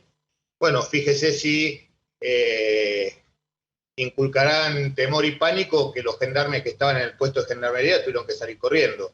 Entonces, a esta altura de los acontecimientos no podemos seguir discutiendo y me parece que el Gobierno Nacional tiene que tomar fuertes medidas en una situación que solamente aquellos que conocemos la Patagonia y hablamos con los que están en la zona de conflicto saben lo atemorizados y lo angustiados que están por esta situación que parece que lejos de resolverse se va agravando. Bernie, por eso yo decía, Bernie es un hombre que viene de la Patagonia, que acompañó en su momento a los Kirchner en la Patagonia, que además hoy maneja la fuerza de seguridad más grande del país, que además tiene, digamos, frontera, digamos, con Río Negro, por lo cual conoce, imagino que tiene informes, digamos, de la policía de la provincia de Buenos Aires, que está en todo el territorio, informes de lo que está pasando ahí. ¿Qué es lo que está pasando exactamente en su visión? ¿Quiénes son estos grupos? Yo digo, no sé quiénes son, pero el que quema un móvil de gendarmería de esa manera es un grupo terrorista, evidentemente. No solamente el móvil de gendarmería, sino todos los acontecimientos que vienen sucediendo. No se olvide que ese móvil de gendarmería no estaba ahí de manera fortuita. No es que pasó, vio luz y dijo acá nos quedamos a acampar. Estaban ahí porque estaban custodiando una propiedad que estaba amenazada justamente con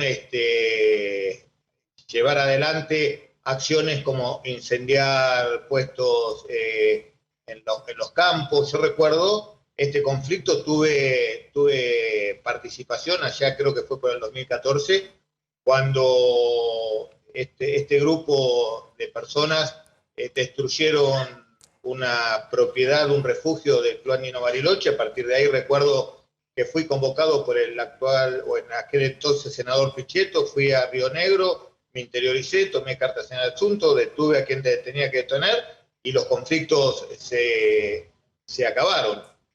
Obviamente después comenzó nuevamente esta seguidilla de acontecimientos donde el Estado, lejos de actuar con la ley y la Constitución en la mano, pareciera que casi estuviera de acuerdo. No me olvido cómo actuó la Cancillería a la hora de tener que opinar sobre la repatriación de Wallace. No me olvido el Ministerio de Defensa de manera extraña dejando vencer los plazos que se vencieron para recusar la decisión de un juez de entregar las tierras del regimiento de montaña a los mapuches, y así lo que opinaba la presidenta Linadi, bueno, y así sucesivas acciones que, lejos de terminar con la angustia que están padeciendo los hombres y mujeres de Villa Mascardi, la está profundizando.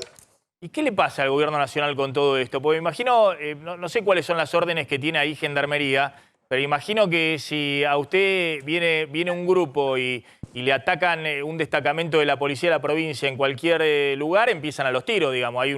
Hay un conflicto ahí armado muy, muy grande. Digamos, no sé qué le pasa al Gobierno Nacional con este tema. Mire, no sé si la respuesta sería a los tiros. Lo que sí, no tenga ninguna duda que en menos de 24 horas se hace presente el ministro de Seguridad y recupera la territorialidad de aquello abandonado. Y me parece que eso no está sucediendo. La Gendarmería está claro que tiene órdenes de no entrar en conflicto, porque si no es inexplicable que se abandone un puesto como el que tenía la Gendarmería en ese momento ante la presencia de estos violentos. A la Gendarmería lo ampara la ley, lo ampara el Código Penal, lo ampara el Código de Procedimiento, lo ampara la Constitución, y tenía una consigna clara que cumplir. Evidentemente no lo cumplió y hay que ver por qué no se cumplió. Florencia. Bernie, buenas tardes. Respecto de esto que decía de ceder la soberanía, si el gobierno nacional mandó fuerzas de seguridad cuando lo negoció con el gobierno provincial y ahí había una casilla de gendarmería, ¿por qué se está hablando de ceder la soberanía? ¿Por no usar más fuerza?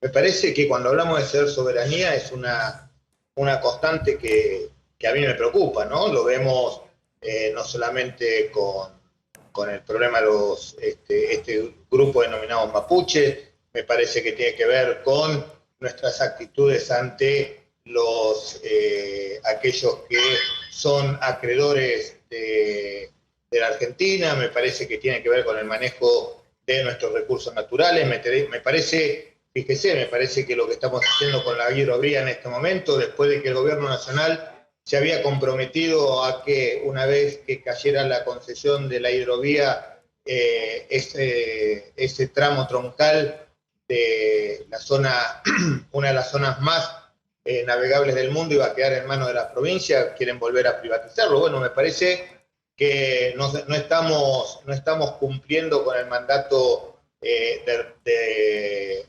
velar por los intereses de la Argentina, por recuperar nuestros recursos naturales, por recuperar la administración de todos aquellos factores que hacen que la Argentina pueda ser una gran nación como la supo ser, no es una utopía. La Argentina supo ser una gran nación y me parece que ante este gran desorden que tenemos hoy, porque hoy la Argentina está pasando por un gran desorden, hoy usted prende la televisión, toma de colegios, toma de fábricas, incendios en puestos de gendarmería, me parece que vamos a un rumbo totalmente desconocido. La Argentina necesita orden, necesita previsibilidad y necesita un clima de paz y tranquilidad para crecer, para poder distribuir y por sobre todas las cosas para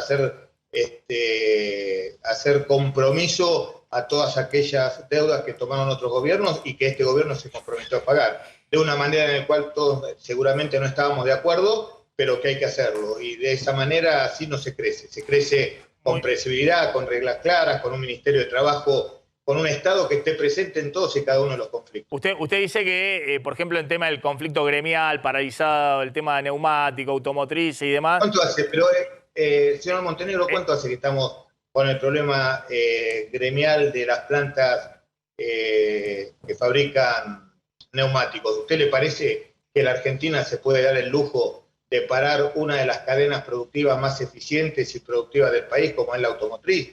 Usted sabe que, mire, cuando usted habla con sindicalistas de WOM, de Mata, que trabajan en Toyota, que trabajan en Ford, el sindicalismo moderno lo que discute es productividad, el sindicalismo moderno, y para eso todos estamos de acuerdo que hay una simetría entre el capital y la fuerza productiva, y para eso está el Estado, que debe generar y tener las herramientas a mano para compensar esas asimetrías. Lo que no puede hacer el Estado es dejar que se tomen plantas y que pare la producción de un país. Ahí está criticando la actuación del Ministerio de Trabajo a nivel nacional.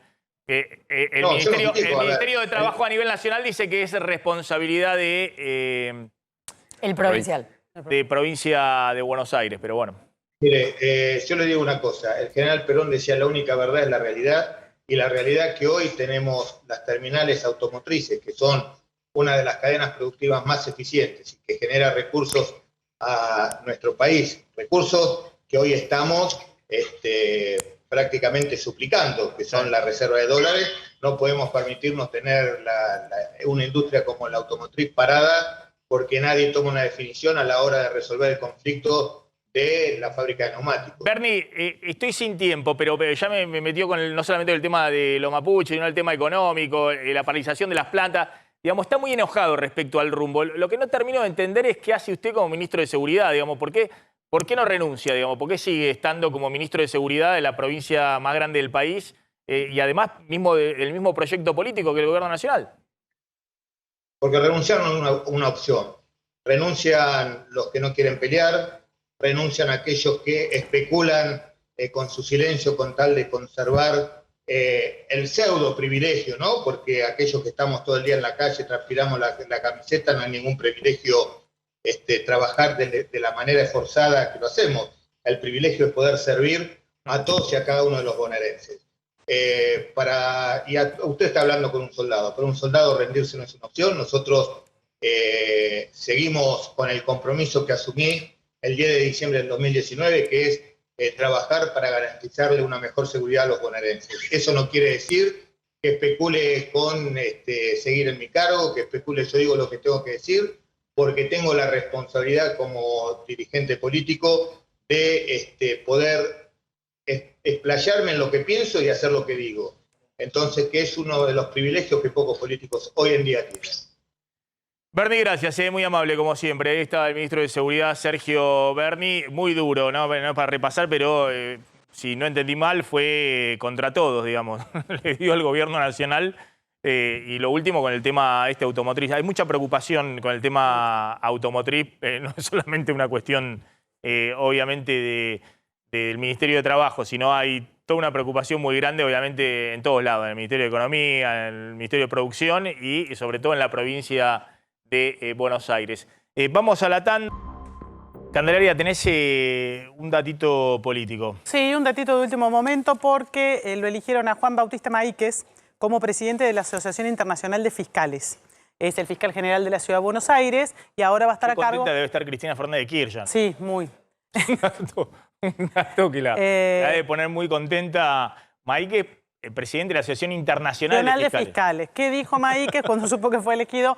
Remarcó que hay muchos fiscales en el mundo, porque esto es internacional, que están viviendo en una situación de riesgo, ¿no? Que murieron, ya fueron asesinados 3 fiscales ecuatorianos, un fiscal en Paraguay y una fiscal en Honduras, y que entonces lo que va a reclamar es que desde la Asociación Internacional de Fiscales se trabaje para dar mayor seguridad a los fiscales de todo el mundo y para que puedan cooperar y trabajar los fiscales de distintos países entre sí. Va a cumplir esta función por los próximos 3 años, que es el periodo para el que fue electo. Bien. Flor. Se viene el domingo la elección en Brasil. Si se supera el 50% de los votos para algún candidato, entonces se resuelve en primera vuelta. Si no, la segunda vuelta va a ser el 30 de octubre. Y las encuestas siguen dando a Lula como favorito, pero alrededor del 50, casi en el 50. La última que conocemos es la de BTG, que da a Lula favorito con un 48%. Y a Jair Bolsonaro en un 31%, bastante lejos. Hay un 13% de indecisos, ahí está el debate, porque además se especula, viene diciendo ya Bolsonaro que podría hacer un reclamo respecto de la legitimidad de la elección y de la votación, cosa que le resultaría un poquito más difícil en primera vuelta, pero si se llega a segunda y se disputa la cuestión entre ellos dos, quizás ahí se pueda hacer ese planteo. Está muy caldeada. Si nadie llega al 50%, hay segunda vuelta, sí. 3 30 semanas de después. octubre, sí. La situación está muy a minuto. Todas las encuestas hablan de unos puntitos abajo de 50 para Lula, salvo algunas excepciones.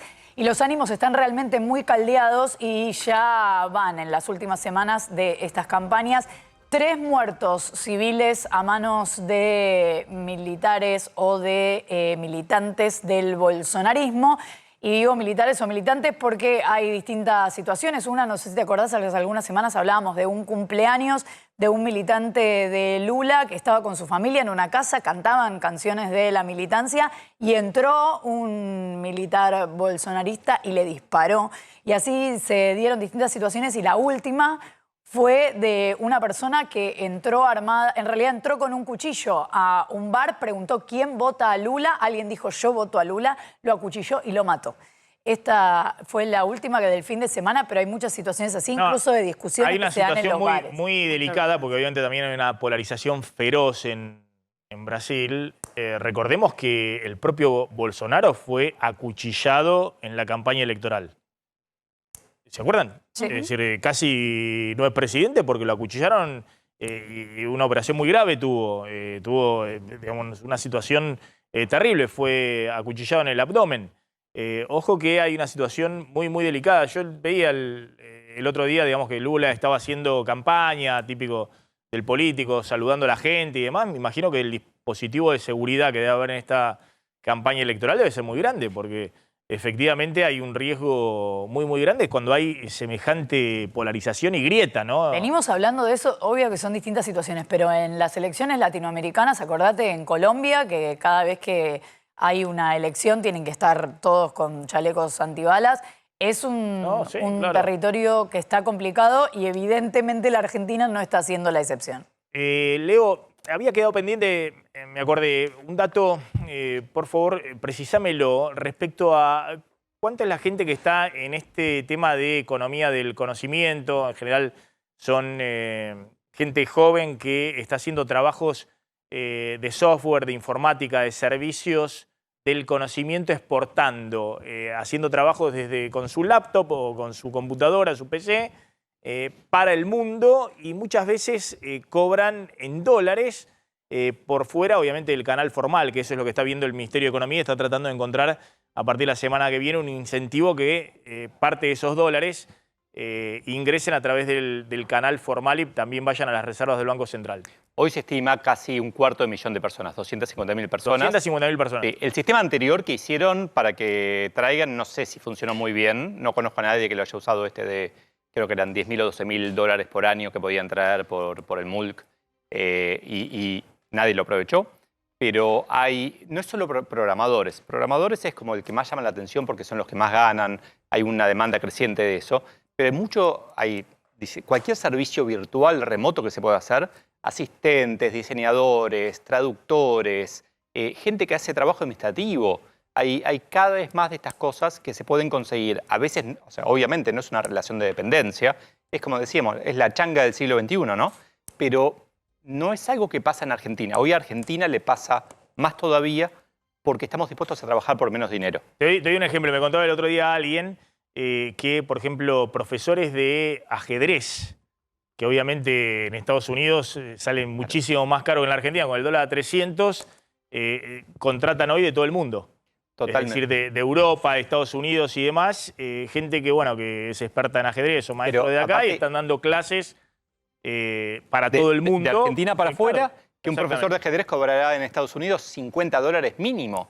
Y acá 15.000 pesos. Es una locura. Entonces, está pasando es lo que pasa también con muchas empresas que vienen acá. De hecho, hay un debate respecto de lo que pagan para los empleados de los neumáticos afuera y acá. Claro, totalmente. Acá están aprovechando que los salarios son menores y entonces dan servicio a las otras subsidiarias. Acá estamos hablando de servicios que se pueden brindar perfectamente vía Zoom o vía... Esto es irte pero no irte. Irte sin irte es trabajar para afuera. Después hay empresas que lo que hacen es hacer esto dentro de la empresa, en donde es más estable, tenés más seguridad desde el punto de vista de la ley, pero no cobras en dólares. Esto otro tiene dólares y tiene la ventaja además de la flexibilidad extrema, de que si querés elaborar mucho más, podés conseguir mucho más trabajo.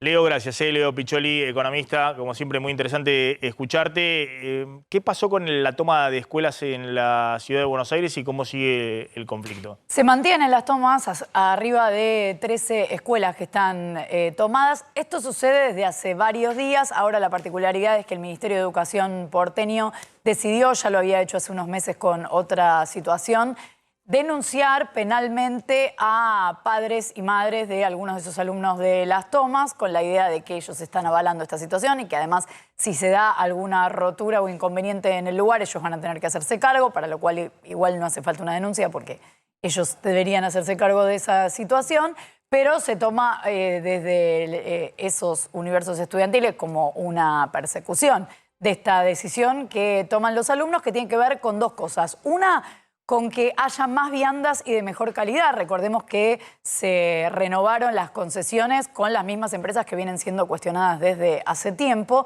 y entonces las viandas son una discusión. Y la otra discusión tiene que ver con las pasantías que hacen los alumnos en el último año de escuela, que lo que reclaman es que sean pagas. Dicen, bueno, nosotros vamos a hacer ese trabajo, si bien no tenemos experiencia, pero eso no puede ser mano de obra barata. Bien, ya están llegando al aire, gracias, gracias Candelaria, gracias Flor, Leo Piccioli. Ya están llegando al aire de A24 Mariana Contartesi. Estoy sola estás hoy, sola, Max. Mariana, Estoy no. sola de nuevo. ¿Cómo andás? ¿Cómo estás vos? ¿Todo bien? ¿Ese es varonil? Sí, gracias a la gente de Varonil que Bien. siempre me ¿Viste que me acuerdo acompaña. yo? ¿Viste que me acuerdo yo Corriente, por vos? 2238. Sí, muy bien. Aparte, esperen. Ya está con género de primavera esto. Sí, está más livianito. Está Sí. livianito. Sí, ¿Está bien? no todavía. Está bien. Está bien, Maxi. Está muy bien. Gracias. Está bien. Estás haciendo Me corté tenis. me corté el pelo. Ay, a ver ese corte. Varias muy horas bien. le llevó a Sí. la peluquera. Me imagínate. imagino los 3 pelos que había que cortar ahí. No, pero escucha, atrás te dejó un poquito largo, Maxi. Sí, un poquito sí, largo. un poquito, ¿no? Me parece que no quisiste Que se cansó, ya dijo no. con semejante cabeza.